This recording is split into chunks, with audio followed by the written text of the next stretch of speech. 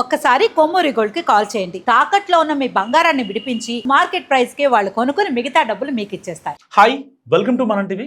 మనం టీవీ మన కోసం బండి సంజయ్ కొడుకు మీద ఒక కేసు నమోదైంది.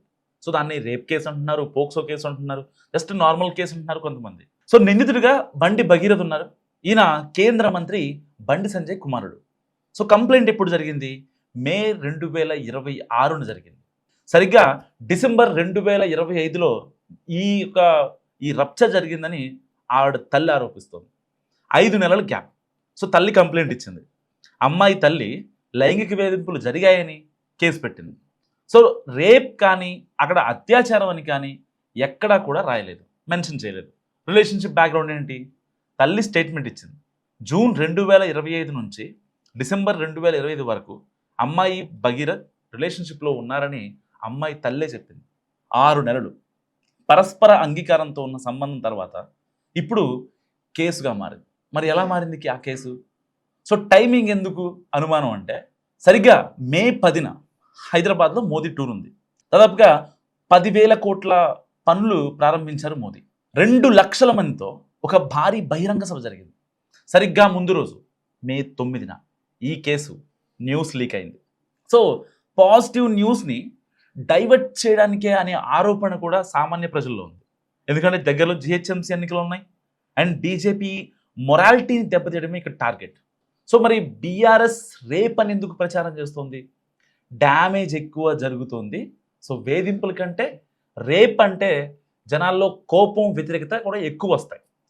సో అండ్ సీఎం రేస్ గురించి ఒకసారి మాట్లాడుకుందాం మనం. బండి సంజయ్ తెలంగాణ బీజేపీకి సీఎం ఫేస్. కొడుకు రేప్ చేశాడంటే తండ్రి నైతిక దెబ్బతింటుంది అండ్ వైరల్ అవడం కోసం రేప్ అనే పదం సోషల్ మీడియాలో ఎక్కువగా షేర్ అవుతుంది అండ్ ఎక్కువగా ట్రెండ్ అవుతుంది. సో దాన్ని కనుక మనం వాడుకుంటే ఎలాగైనా సరే బండి సంజయ్ మీద ఒక ఆరోపణ చేయొచ్చు. అండ్ పోక్సో వాడకం ఎలా ఉంటుంది? అమ్మాయి మైనర్ అయితే పోక్సో పడుతుంది.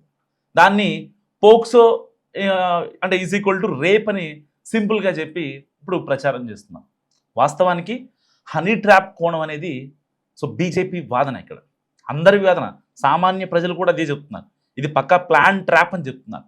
రాజకీయంగా దెబ్బతీయడానికి అమ్మాయిని పరిచయం చేసి ట్రాప్ చేశారనే అనుమానం కూడా సామాన్యుల్లో కలుగుతోంది. మధ్యవర్తులు కేసు పెట్టేలా ప్రోత్సహించిన రాజకీయ నేతలు ఉన్నారని, వాళ్ళ కాల్ డేటా తీయాలని కూడా సామాన్యులు డిమాండ్ చేస్తున్నారు. బండి సంజయ్ ఫాలోవర్స్ కూడా డిమాండ్ చేస్తున్నారు. 5 నెలలు మరి ఎందుకు ఆగారు? ఈ ఘటన జరిగిన తర్వాత ఘటన జరిగి 5 నెలలు మౌనంగా ఉండి ఇప్పుడే మరి కేసు ఎందుకు అసలు వచ్చింది? ఇంకా రాజకీయ కారణాలు చాలా ఉన్నాయి. సో బీఆర్ఎస్ వాళ్ళ పాయింట్ ఆఫ్ వ్యూ ఏంటి? కాళేశ్వరం ఫోన్ ట్యాపింగ్పై సంజయ్ రోజు కేసీఆర్ ఫ్యామిలీని టార్గెట్ చేస్తున్నాడు. సో అందుకే కక్ష. అండ్ కాంగ్రెస్ కోణం చూసుకుంటే రాష్ట్రంలో అధికారం, పోలీస్ శాఖ వీళ్ళ చేతిలోనే ఉంది. అండ్ బీజేపీని ఎదగనీయకుండా చేయడం, బీజేపీ అంతర్గతం అంటే సీఎం కుర్చీ కోసం పోటీ అండ్ సంజయ్ని సైడ్ చేయడానికి సొంత పార్టీ వాళ్ళే లీక్ చేశారన్న టాక్ కూడా నడుస్తుంది. సో ఇటు పొత్తు రాజకీయం, బీఆర్ఎస్ బీజేపీ పొత్తు ఉందనే ప్రచారం జరుగుతోంది. కానీ సంజయ్ బీఆర్ఎస్ని గట్టిగా వ్యతిరేకిస్తున్నాడు. సో ఆ పొత్తుకు అడ్డు అనే కారణం కూడా ఇక్కడ ఒక పాయింట్గా కనిపిస్తున్న నేపథ్యం. సో ఇలాంటి నేపథ్యంలో చట్టపరంగా rape or POCSO, IPC 354 section, IPC 376+ POCSO act. So ఇది కనుక శిక్ష దాదాపుగా సంవత్సరం నుంచి 3 ఏళ్ళు ఉంటుంది, బెయిల్ ఈజీ, అండ్ శిక్ష 10 ఏళ్ళ నుంచి జీవిత ఖైదు కూడా పడుతుంది. సో దీంట్లో బెయిల్ అనేది చాలా కష్టం. అండ్ మున్నూరు కాపు కూడా ఒక స్టాండ్ తీసుకుంది. మున్నూరు కాపు బిడ్డపై కక్ష సాధింపు చర్యని మున్నూరు కాపు సంఘాల జేఏసీ ఖండించాయి. సో బండి సంజయ్ కుటుంబానికి అండగా ఉంటామని కూడా వాళ్ళు బహిరంగంగా స్టేట్మెంట్ ఇచ్చారు. సంజయ్ అన్న జోలికొచ్చినా, సంజయ్ అన్న నీడ తలిగినా ఊకుండే ప్రసక్తే లేదని చెప్పి ఈ సభాముఖంగా మొన్న చూయించినాం. కరీంనగర్లో మా సంజయ్ గారిని ఏ డ్రగ్స్ గిక్స్ అని మాట్లాడితే ఏ రకంగా తోలు తీసినావో అంతకన్నా ఎక్కువ తోలు తీస్తామని చెప్పి వార్నింగ్ ఇస్తున్నాం. ఈ సందర్భంగా ఈ రోజు హైదరాబాద్ లో నడిబొడ్డు నుంచి కాపు, మున్నూరు కాపు మొత్తం కొన్ని లక్షల, దాదాపు ఇంచుమించు 1,50 లక్షలు ఉన్న జనాభాను తక్కువ చేసి ఇలా ప్రభుత్వం ఏర్పాటు దిశగా ఒక గౌరవ ముఖ్యమంత్రి అయ్యే స్థాయికి ఎదిగే మనిషిని పట్టుకొని ఇష్టానుసారం సోషల్ మీడియాలో రాంగ్ ప్రచారం చేస్తూ గౌరవ పీసీఎస్ కుల సంఘాలందరూ ఏకతాటికి రావాలని చెప్పి పిలుపునివ్వడం జరుగుతుంది.